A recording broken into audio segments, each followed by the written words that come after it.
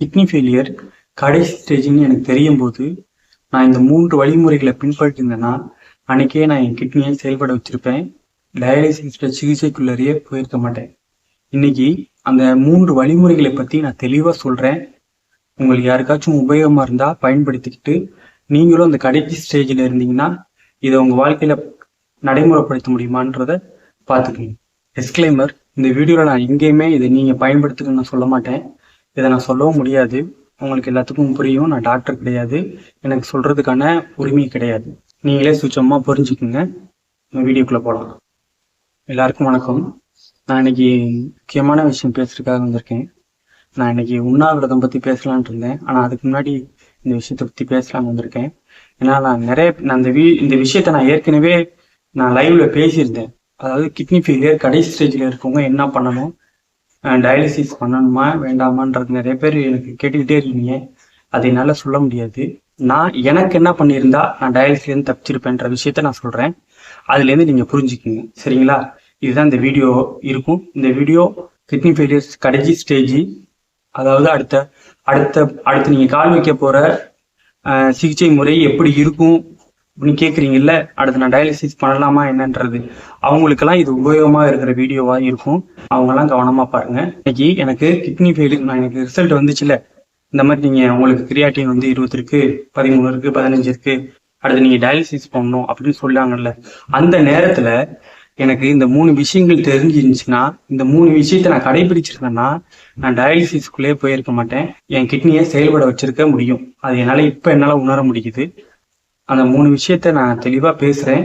அது நீங்க புரிஞ்சுக்கிட்டு நீங்க கவனமா செயல்படுத்திக்கங்க. சுத்தமா தான் சொல்ல முடியும். புரிஞ்சுங்க, புரிஞ்சு நடத்துக்கு. இதை நான் செய்யுங்க அப்படின்னு உங்க யாரையும் என்னால சொல்ல முடியாது. ஏன்னா சொல்றதுக்கான அதிகாரம் எனக்கு கிடையாது. எப்படி 3 வழிமுறைகளையும் பயன்படுத்தி இருந்தேன்னா நான் இந்த டயாலிசிஸ் பண்ணாம தப்பிச்சிருப்பேன் அப்படின்ற விஷயத்த நான் பேச போறேன். அதுல இருந்து நீங்க புரிஞ்சுக்குங்க. இதுதான் இந்த வீடியோ. இந்த 3 விஷயத்துல முதல் விஷயம் உணவு பழக்கம், 2வது உடற்பயிற்சி, 3வது முக்கியமான விஷயம் மனதை எப்படி கட்டுப்பாடு வச்சுக்கிறது. இந்த 3 விஷயத்த பத்தி தான் இந்த வீடியோ இருக்க போகுது. அன்னைக்கு எனக்கு ரிசல்ட் வந்து அன்னைக்கு உங்களுக்கு இந்த மாதிரி கிட்னி ஃபெயிலியர் அப்படின்னு சொல்லிட்டாங்க. அப்ப நான் என்ன பண்ணிருக்கணும்னா, எடுத்தோனையுமே நான் வேலை பார்த்துருக்க கம்பெனிலேருந்து ரிலீஃப் ஆகிருக்கணும். 2 மாசம் லீவ் போட்டிருக்கணும். இல்லைன்னா நான் வேலையை விட்டுட்டு வந்திருக்கணும். நான் விட்டுட்டு வந்திருக்கணும். நான் இங்க யாரையுமே நீங்க வேலையை 2 மாசம் லீவ் போடுங்க, வேலையை விடுங்கன்னு நான் சொல்லலை. புரிஞ்சுக்குங்க. நான் அங்க பண்ணியிருந்தேன்னா நான் இன்னைக்கு டயாலிசிஸ் போடாம இருந்திருப்பேன். என் கிட்னியை செயல்பட வச்சிருப்பேன். ஸோ நான் இந்த பேட்டர்ன்ல தான் நான் பேசுவேன். புரிஞ்சுக்குங்க. பெட் ரிப்போர்ட் வந்தோடனையுமே நான் என்ன பண்ணியிருக்கணும்னா, நான் லீவ் போட்டிருக்கணும். லீவ் போட்டுட்டு ஃபர்ஸ்ட் விஷயம்னா என்ன பண்ணா, என் உணவுகளை மாற்றி இருந்திருக்கணும். என்ன மாதிரி உணவு எடுத்திருக்கணும்னா, ஏன்னா இங்க நம்மளுக்கு உடல் போயிடுச்சுன்னா நம்ம மேல உள்ள முதல்ல மதிப்பு போயிடும்.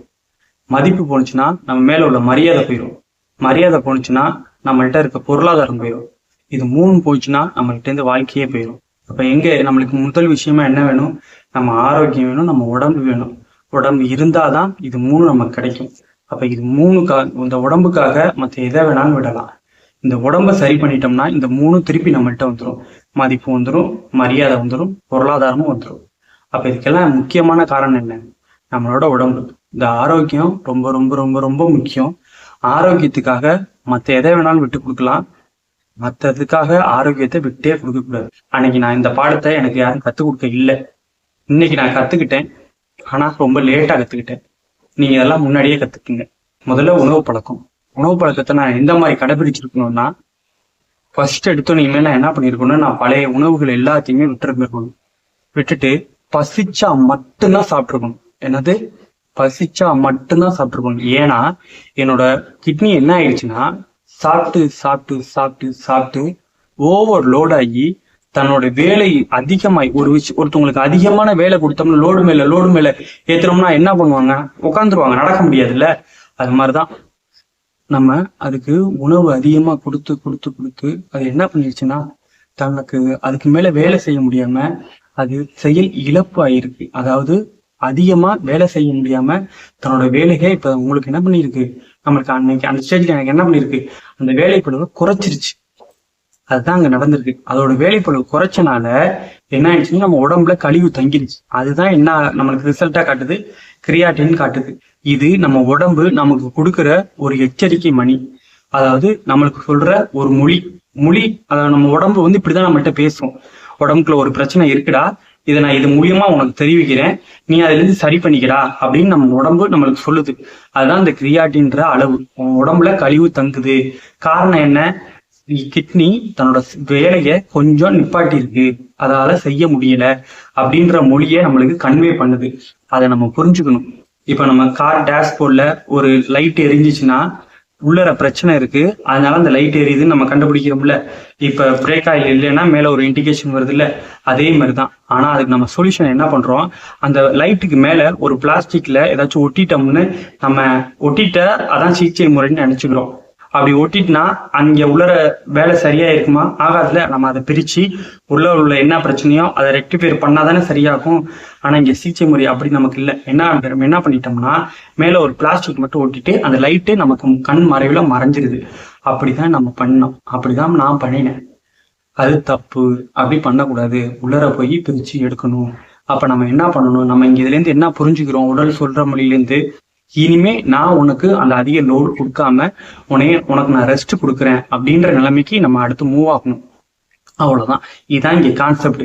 நான் அடுத்து பேச போற அனைத்துமே நம்ம இனிமே கிட்னிக்கு அதிக லோடு கொடுக்காம அதை நம்ம பக்குவமா இனிமே பார்த்துக்கணும்.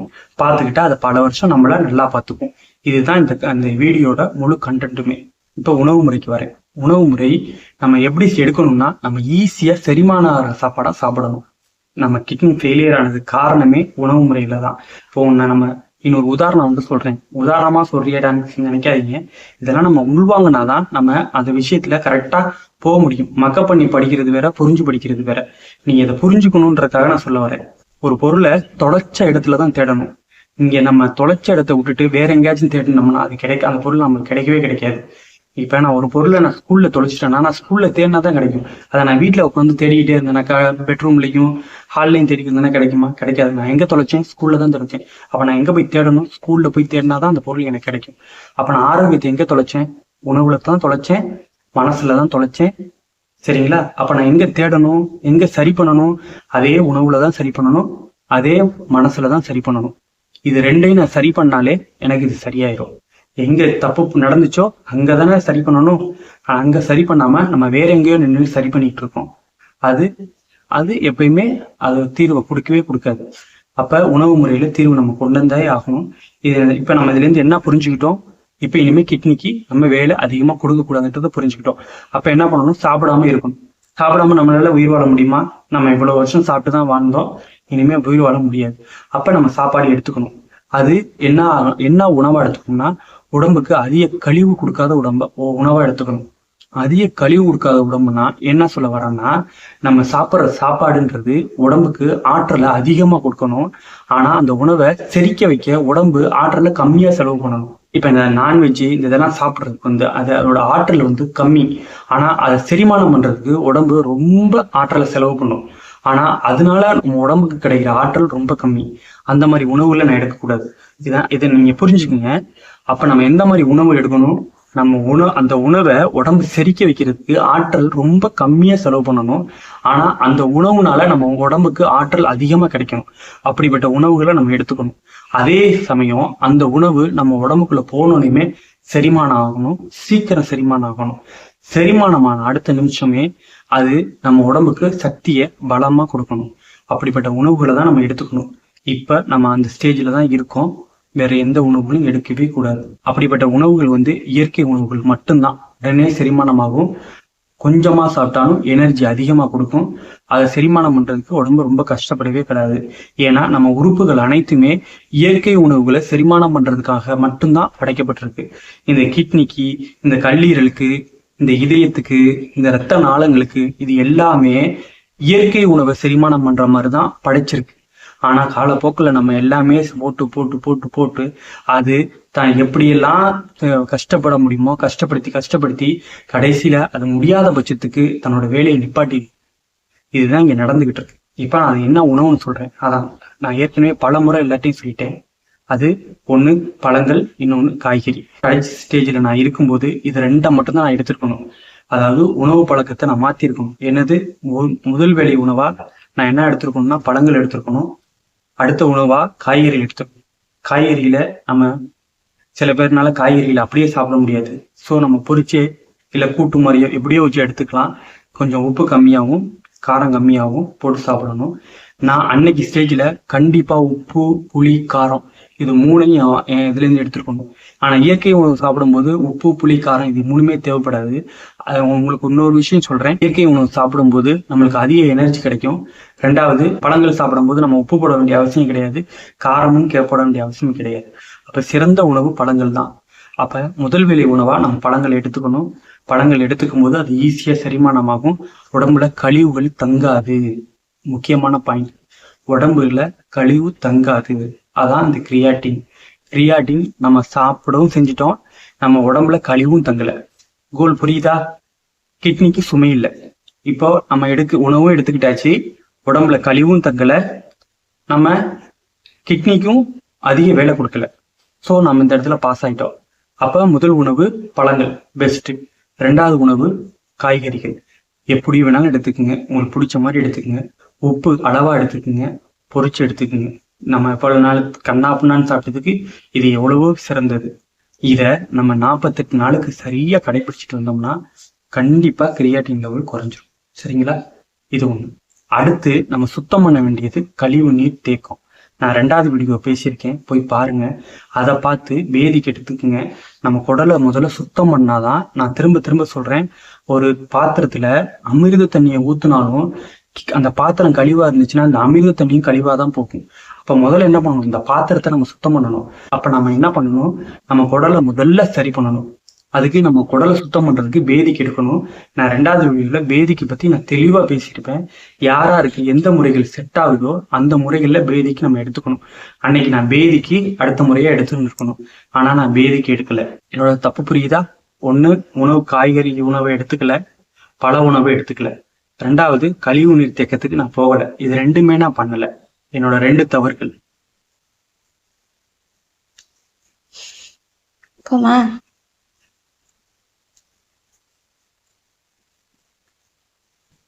என்னால பேச முடியல, இருந்தாலும் நான் பேசுறேன்.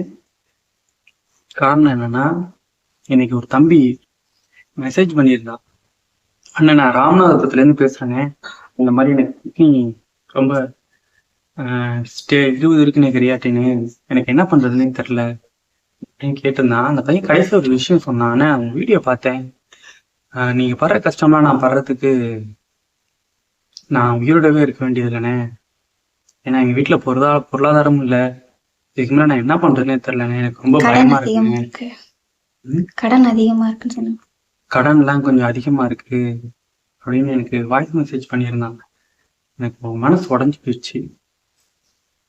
அதனாலதான் இந்த வீடியோ, நான் இன்னைக்கு பேச வேண்டிய வீடியோ வேற. ஆனா இந்த வீடியோ திருப்பி நான் பேசுறேன்னா கொஞ்சம் எல்லாம் கவனமா கேட்டுக்குங்க.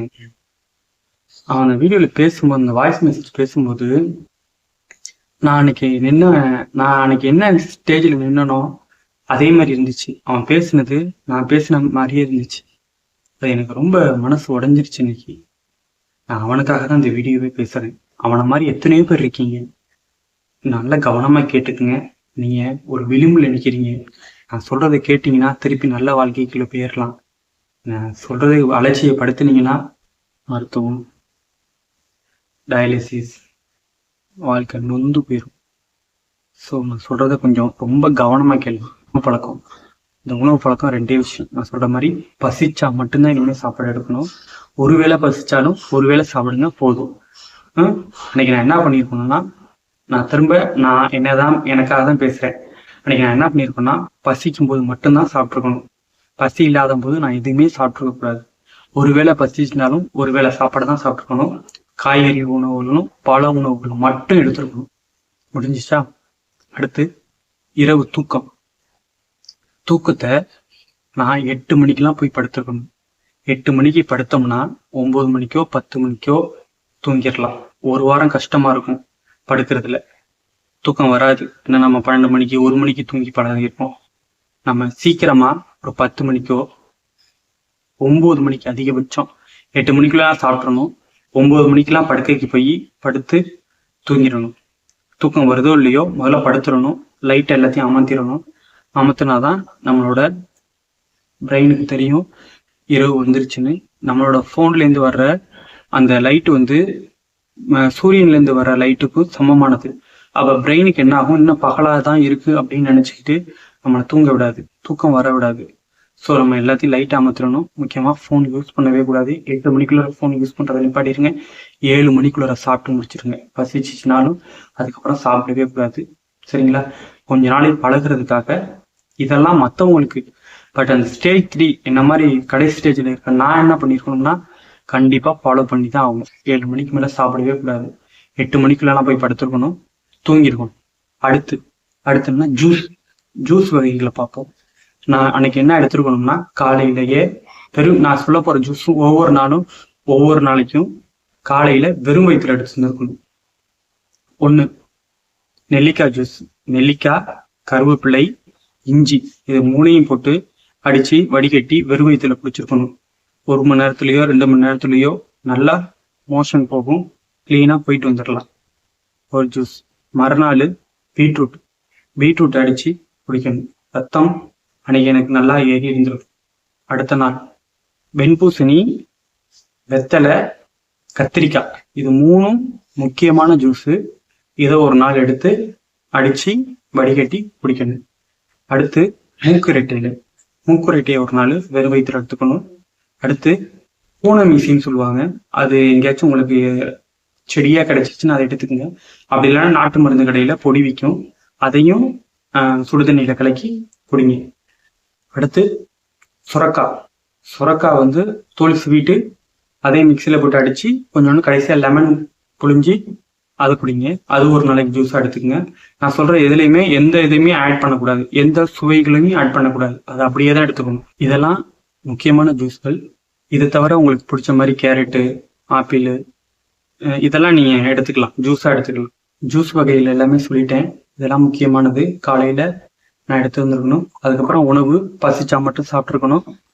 அதுக்கப்புறம் தூக்கம் அந்த 7 மணிக்குள்ள சாப்பிட்டு முடிச்சுட்டு 8 மணிக்கெலாம் படுக்கைக்கு போய் 10 மணிக்கெலாம் தூங்கியிருக்கணும். காலையில் அடுத்த மறுநாள் காலையில் எந்திரிச்சோன்னையும் உடற்பயிற்சி அவசியம் பண்ணணும். காலையில் எந்திரிச்சோன்னையும் சூரியனை பார்த்துருக்கணும். சூரியனை பார்த்த பிறகு சூரியனை இந்த ஆக்னியா சக்கரம் வழியாக பார்க்கணும். 7 சக்கரங்கள் இருக்குது, அதை பற்றி நான் வீடியோ போடுறேன். மூலாதாரம், சுவாதிஷ்டானம், மணிப்பூரகம், அநாகதம், விசுத்தி, ஆக்னி, சகஸ்காரம், துரியம். சகஸ்காரம் அல்லது துரியம், இந்த 7 சக்கரங்கள் இருக்குது. இதை பற்றி தனியாக ஒரு வீடியோ பேசுகிறேன். நம்ம சூரியனை பார்க்கும்போது இந்த நெத்தி பொட்டு வழியாக பார்க்கணும். ஒரு 5 நிமிஷம் பார்க்கணும். காலையில் எந்திரிச்சு பார்த்துட்டு ஆயில் புல்லிங் பண்ணியிருக்கணும். ஆயில் புல்லிங்ன்றது நல்லெண்ணெயில் வாய்க்கு புளிச்சு துப்பணும். துப்பிட்டு அதுக்கப்புறம் பல்லு விளக்கிக்கலாம். இல்லை பல்லு விளக்கி கூட ஆயில் புல்லிங் பண்ணலாம். 2ல் எது வேணாலும் எப்படி வேணாலும் பண்ணிக்கிங்க. ஆனால் பண்ணணும். சூரியனை கண்டிப்பாக பார்க்கணும். பார்த்துட்டு ஜாயிண்ட் எக்ஸசைஸ்ன்னு ஒன்று இருக்குது. நான் அதை ஏற்கனவே சொல்லியிருக்கேன்.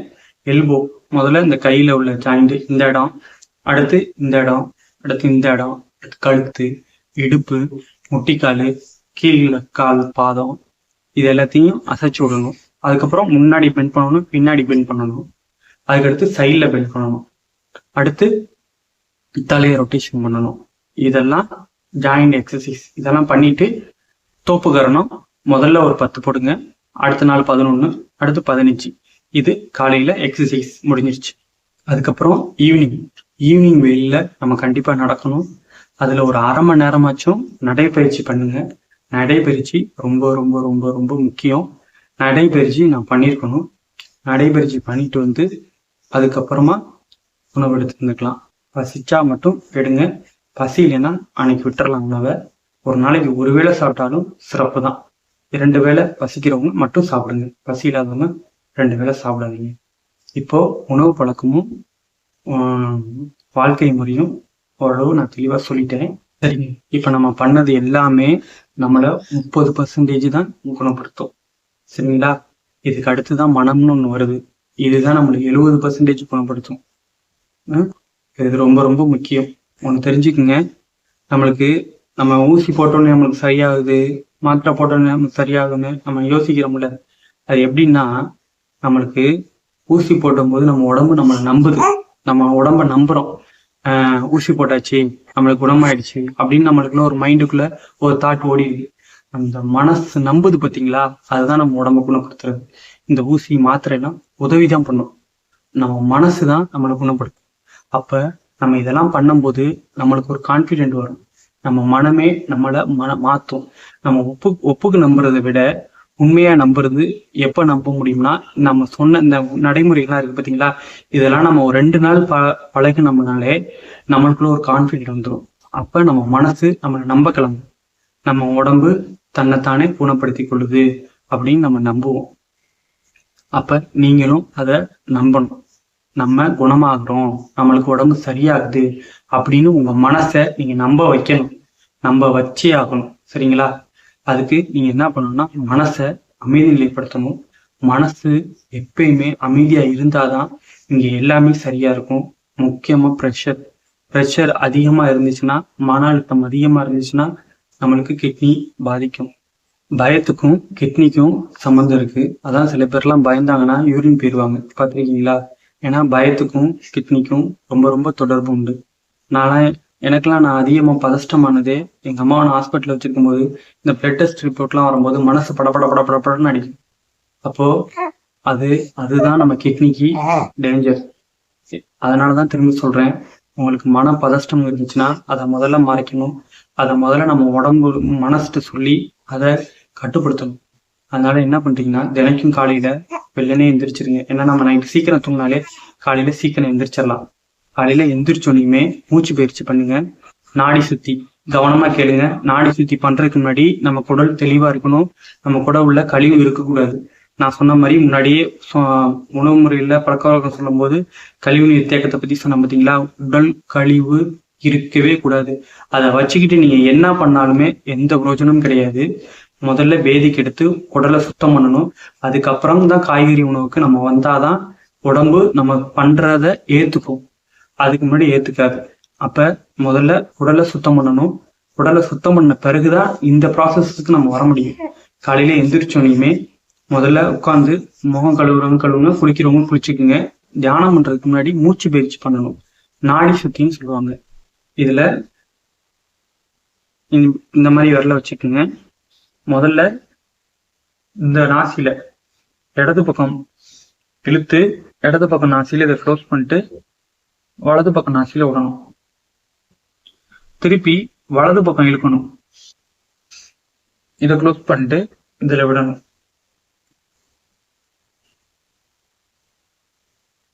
திருப்பி விட்ட நாசில இழுக்கணும்.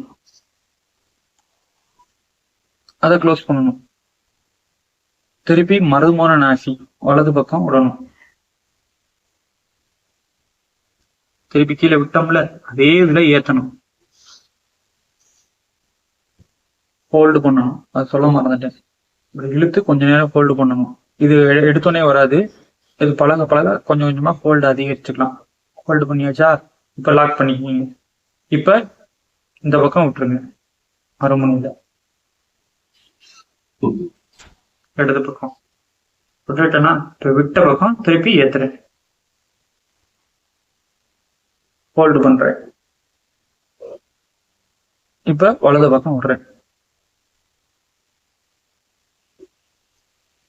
விட்டதுல ஏத்துறேன்.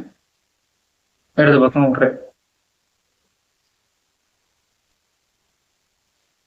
எதுல ஏத்துறோமோ அதுலதான் முடிக்கணும். இது குறைஞ்சது 5 நிமிஷம் பண்ணணும்.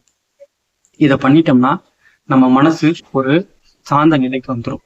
இப்ப வந்த பிறகு தியானம் பண்ணணும். தியானம் பண்றது ரொம்ப ரொம்ப ரொம்ப ரொம்ப ஈஸியானதுதான். ஒன்றும் இல்லை, கண்ணை முடிக்கிங்க. கண்ணை மூடிட்டு மூச்சு கவனிங்க. அவ்வளவுதான். மூச்சு எப்படி போகுது, உள்ள எப்படி போகுது, வெளியில எப்படி வருது, இதை மட்டும் கண்ணை மூடிட்டு உட்காந்து கவனிங்க. 5 நிமிஷம் ஃபர்ஸ்ட் பண்ணுங்க. அதுவே பெரிய விஷயம். கவனிக்கும் போதே டிஸ்ட்ராக்ட் ஆகி நம்ம போயிடுவோம். திருப்பி அந்த மூச்சு கவனத்துக்கு வாங்க. இந்த மனசு ஓடிக்கிட்டே இருக்கும். திருப்பி பிடிச்சி கொண்டாந்து நிப்பாட்டுங்க. மூச்சு கவனிக்கிறவங்க முடிஞ்சா மூச்சை கவனிங்க. இல்லைன்னா நெத்தி போட்ட இந்த இடத்துல கவனிங்க. உங்க கவனம் பூரா இங்கே வைங்க. இங்கே வச்சு உங்க நெத்தியே யோசிச்சுக்கிட்டே உட்காந்தே இருங்க. திருப்பி சில ஞாபகங்கள்லாம் வரும். திருப்பி திருப்பி கொண்டாந்து இங்க வந்து பாட்டுங்க, திருப்பி போவீங்க, திருப்பி கொண்டாந்து இங்க நிப்பாட்டுங்க. இதே மாதிரி பண்ணிக்கிட்டே இருந்தீங்கன்னா கொஞ்ச நாள்ல இங்க நிப்பாட்டுற நாள் அதிகமாயிரும். இதுதான் தியானம். தியானம் பண்ணுங்க, மனசு அமைதி நிலைக்கு வந்துடும். பதட்டம், பதப்படப்பு இதை வச்சுக்காதீங்க. எப்பயுமே ஹாப்பியா இருங்க. மனசை எப்பவுமே ஹாப்பியா வச்சுக்கோங்க. நம்ம குணமாகறோன்றத உங்களுக்குள்ள நீங்க திரும்ப திரும்ப சொல்லிக்குங்க. நான் சொன்ன வழிமுறைகள்லாம் பயன்படுத்தினீங்கனாலே உங்களுக்குள்ள கண்டிப்பா ஒரு கான்ஃபிடென்ட் வந்துடும். நீங்க தாராளமா தைரியமா இதை பண்ணலாம், சந்தோஷமா இருக்கலாம். நம்ம மருத்துவமனைக்கு கிட்னி இது டயாலிசிஸ்க்கு போக வேண்டிய எந்த அவசியமும் இருக்காது. நீங்க ஆரோக்கியமா இருப்பீங்க, சந்தோஷமா வாழ்வீங்க. நான் சொல்றதெல்லாம் ரொம்ப கவனமா கேட்டுக்கோங்க. இதுல ஏதாச்சும் புரியலன்னா கமெண்ட்ல கேளுங்க. நான் திருப்பி தனிப்படியே சொல்றேன். இதை நான் ஒவ்வொருத்தவங்களுக்கும் தனித்தனியா சொல்லியிருந்தேன். இதை சொல்றதுக்காக தான் இன்னைக்கு ஒரு வீடியோ போட்டிருக்கேன். இதை நான் திரும்ப திரும்ப பேசினாலும் நான் நீங்க இதை புரிஞ்சுக்கணும்ன்றதுக்காக, இதை நீங்க உள்வாங்கிக்கணும்ன்றதுக்காக தான் நான் பேசுறேன். இதெல்லாம் நான் அன்னைக்கு பண்ணியிருந்தேன்னா நான் இந்த நிலைமையில இருந்திருக்க மாட்டேன். இந்த நிலைமைக்கு யாரும் வரக்கூடாதுன்றது என்னோட நோக்கம். இதை நான் சொன்னதெல்லாம் நீங்க கவனமா காதுல வாங்கிக்கிட்டு செயல்படுங்க. அதே மாதிரி மனசுல ரொம்ப முக்கியமான ஒரு விஷயம் சொல்ல மறந்துட்டேன். தேவையற்ற சிந்தனைகள் தான் நம்மளுக்கு வேதனைகளை தந்துக்கிட்டே இருக்கும். நம்ம ஒரு விஷயம் நடந்திருக்கவே நடக்காது, ஆனா அதை பத்தி ஓவர் திங்க் பண்ணுவோம். இப்படி நடந்திருந்தா என்ன ஆயிருக்கும், இப்படி நடந்துருமோ, அப்படி நடந்துருமோ அப்படின்னு. தேவையற்ற சிந்தனைகள் தான் நமக்கு வேதனைகளே தரும். இது இந்த நோட் பண்ணிக்கோங்க. ரொம்ப முக்கியமான வார்த்தை, வாழ்க்கையில எல்லாருக்குமே பயன்படும். நம்ம தேவையற்ற சிந்தனைகளை குறைச்சாலே நம்ம வேதனைகளை குறைச்சிடலாம். இன்னையிலேருந்து அதை பயன்படுத்துங்க உங்க வாழ்க்கையில. ஓவர் திங்க் பண்ணாதீங்க. நடக்கிறது எல்லாமே நமக்கு நன்மைக்காக தான் நடக்கும். நம்ம திருத்திக்கிறதுக்காக தான் இந்த உடம்பு நமக்கு சில இண்டிகேஷனை வெளிப்படுத்துது. நான் இந்த மாதிரி பாதிப்புல இருக்கேன், இதை நீ சரி பண்ணிடு அப்படின்னு நம்ம உடம்பு சொல்றதுதான் இந்த கிரியாட்டின், கால்வீக்கம், வாந்தி இது எல்லாமே. அப்போ நம்ம என்ன பண்ணணும்? ரைட்டு, நம்ம உடம்புல ஏதோ ஒரு பிரச்சனை, நம்ம உடம்பு நம்மள்கிட்ட பேசுது, இதை நம்ம கேட்டுட்டு நம்ம உடம்புக்கு ஒத்துழைப்பு பண்ணணும் அப்படின்றத நம்ம முடிவு எடுத்துக்கணும். பசி எடுத்தா மட்டும் சாப்பிடுங்க, சீக்கிரம் தூங்கிடுங்க, காய்கறி உணவுக்கு மட்டும் எடுங்க. வேற எதுவுமே கிரியாட்டின் குறையிற வரையும், கிட்னி திருப்பி செயல்படுற வரையும் பண்ணவே வேண்டாம். இதை மட்டும் செய்யுங்க, உடம்பு நல்லா இருக்கும். மனசை பதட்டம் இல்லாம பார்த்துக்குங்க, மனசை ஸ்ட்ரெஸ் இல்லாம வச்சுக்குங்க. மனசு சந்தோஷப்படுறதுக்கு என்னெல்லாம் பண்ணணுமோ அதெல்லாம் பண்ணுங்க. யாரு கூடாச்சும் பேசினா சந்தோஷமா இருப்பா, சந்தோஷமா இருங்க. மரத்தடியில போய் 2 நாளைக்கு ஒரு நிமிஷம் போய் உட்காருங்க. மரம் நம்மளை எப்பவுமே ஹீல் பண்ணிக்கிட்டே இருக்கும். இயற்கையை நோக்கி போங்க, இயற்கையோட சேர்ந்து வாழுங்க. இயற்கையை நோக்கி நோக்கி நம்ம போக போக போக நம்ம மனசு அமைதி அடைஞ்சிட்டே இருக்கும். இயற்கையை விட்டு பிரிய பிரிய பிரிய நம்ம மன அழுத்தத்துல சந்திச்சுக்கிட்டே இருப்போம். எல்லாம் சொல்லிட்டேன்னு நினைக்கிறேன். என் மூளை கிட்டின வரையும் எல்லாத்தையும் நான் திரும்ப திரும்ப சொல்லிட்டேன். உங்க வாழ்க்கை உங்க கையில தான் இருக்கு. நல்லா இருப்போம், எல்லாரையும் நல்லா இருக்க வைப்போம். நன்றி.